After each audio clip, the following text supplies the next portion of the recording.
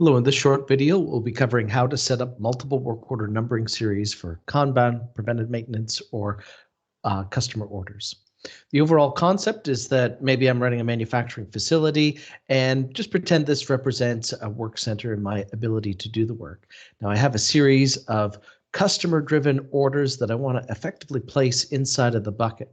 Now I have an option of filling in the whole bucket with just my customer orders, but I know that I'm going to get into trouble if I do that because I need to replenish inventory typically, and I need to keep the equipment running. So you can see how I was kind of visually able to do this because they were color-coded and identified. Well, how do we do this inside of an ERP system? The best place or the best way to do it is setting up number series to give us clear definition. The first thing that you're going to do is come into the number series part of the software, and you would go ahead and create a new number series. In my case, I'm going to create one called Kanban, and we're going to give it a different number series, so it's not necessarily starting with, maybe I'll just start it with K as an example, and we'll come back out and make this an automatic default number.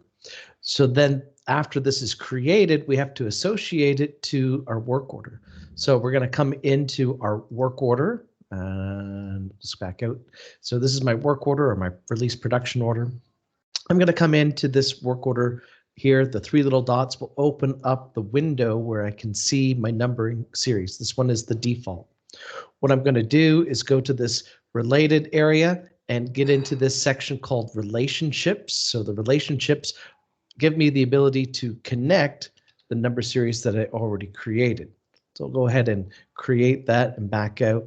It's kind of funny, you don't see it right away. You actually have to cancel out and then come back in, and then it will exist.